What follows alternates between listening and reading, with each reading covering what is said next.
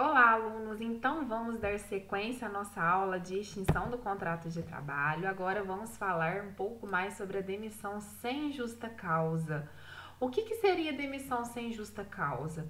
É uma extinção voluntária e motivada do contrato de trabalho. Voluntária por quê?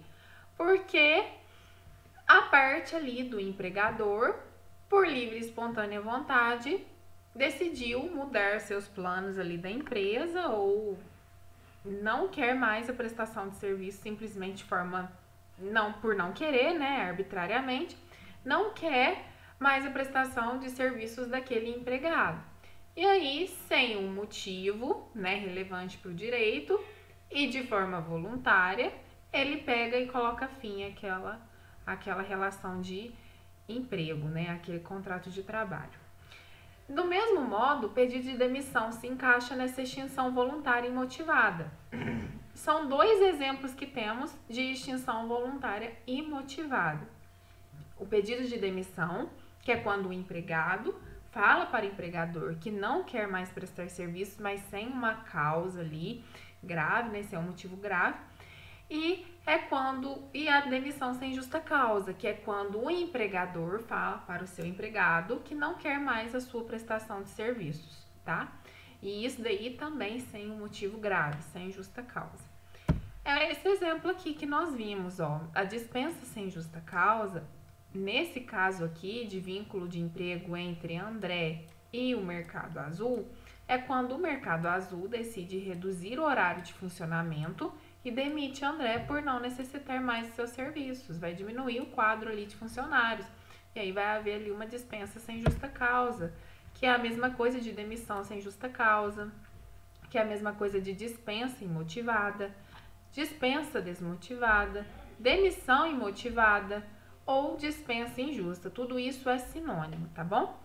E aí é imotivada, né? Voluntária e motivada. Por quê? Porque nenhuma das partes deu motivo, deu causa para que a outra parte decidisse romper o vínculo. Não há ali uma justa causa. É simplesmente porque quer romper com o vínculo, sem um motivo relevante. O próprio ministro Maurício Godinho Delgado, quando fala ali nas doutrinas sobre a despedida desmotivada, dispensa arbitrária ou despedida sem justa causa, ele fala que a expressão despedida desmotivada traduz a ideia de falta de um motivo legalmente tipificado. Não há ali um motivo legalmente tipificado, igual nós vamos ver que na demissão com justa causa tem um artigo que fala só das hipóteses de demissão por justa causa. Não tem ali nada no direito previsto que aquilo se encaixe. Por isso que é sem justa causa. Mas isso não tira o fato de que ali há uma causa, mas é uma causa irrelevante para o direito. Que causa que pode ser essa irrelevante para o direito? Pode ser uma diminuição do quadro de funcionários, uma diminuição do horário de funcionamento, simplesmente também o fato do empregado ali não atender às necessidades da empresa, mas tudo isso não é relevante para o direito. Não há artigo específico ali que fala que quando acontecer isso vai ser um tipo de demissão.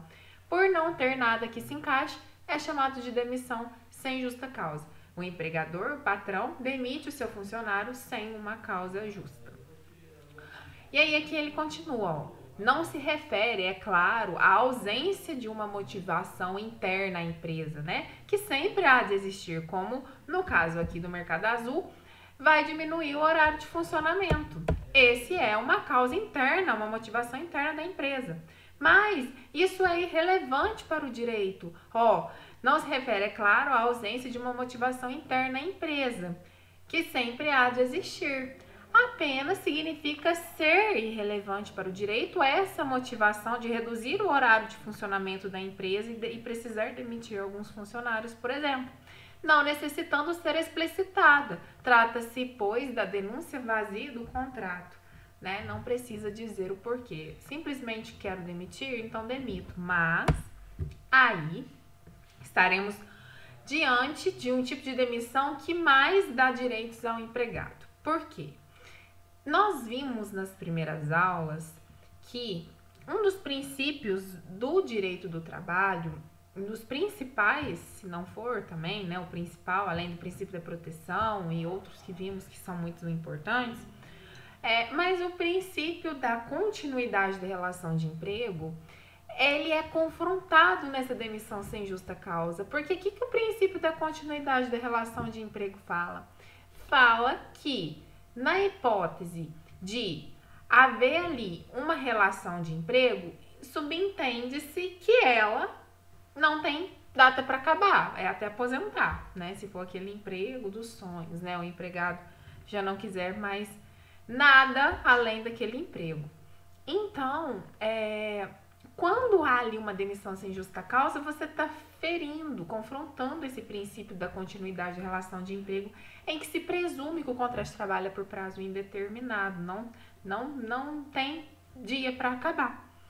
Então, dessa forma, esse empregado demitido sem justa causa faz jus a saldo de salário, né, daqueles dias trabalhados no mês da saída, férias vencidas e as férias proporcionais, ambas com 1/3, tá?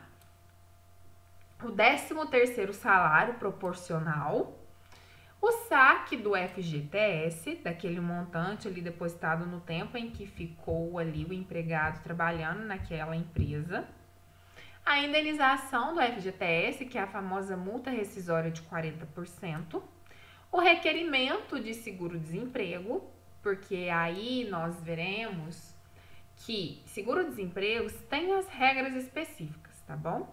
Não vamos entrar em detalhe aqui, porque foge do direito do trabalho ali da CLT.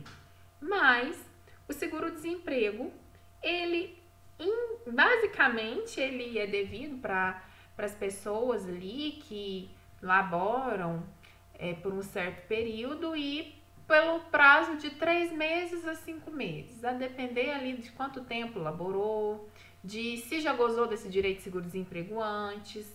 Então, depende muito ali da situação e tem uma lei que fala tudo isso, tudo especificamente. Mas, numa demissão sem justa causa, o empregado vai ter direito ao seguro-desemprego, a depender se no último emprego já gozou disso, se faz pouco tempo, tá? Mas em regra faz. Vamos pensar aqui que é o primeiro emprego, tá? E que ficou mais de um ano trabalhando ali e aí vai ter esse direito. E o aviso prévio, seja ele trabalhado ou indenizado. Então, vamos pensar aqui, ó. Vamos então fazer uma análise de cada um desses direitos. Ó, o saldo de salário, claro que vai ter, tá? Em qualquer tipo de rescisão vai ter ali o saldo de salário, que são os dias trabalhados no mês da saída. Ou seja, hoje é dia 22 de julho. Se um empregado for demitido hoje, ele vai ter direito ao saldo de salário de 22 dias e ele, se cumprir o aviso prévio trabalhado, ele vai ter mais 30 dias, no caso vai receber 52 dias, ou se for indenizado, aí ele já sai no dia 22 e leva 30 dias de aviso prévio indenizado e mais os 22 dias de saldo de salário, que são os dias trabalhados. Férias vencidas são aquelas férias em que o período aquisitivo já está completo. Ou seja, se eu fiquei numa empresa por 3 anos por 3 anos e meio, tá? E eu nunca gozei de férias, 3 férias vencidas eu vou ter. E os outros 6 meses vai ser as férias proporcionais, tá? 6/12 no caso, né? Então, tudo isso com 1/3. As minhas 3 férias vencidas, em cada uma delas, eu vou ter direito a 1/3, adicionar 1/3 no valor dessas férias. E quando elas forem proporcionais, vai ser 6/12, no caso aqui do meu exemplo, né? Que são 6 meses, 3 anos de férias vencidas e 6 meses de férias proporcional. E mais 1/3 em cima desses 6/12, tá? Teremos uma aula específica sobre férias. Mas férias vencidas são aquelas que já cumpriu o período aquisitivo e férias proporcionais é aquela que tem durante o período aquisitivo, tá?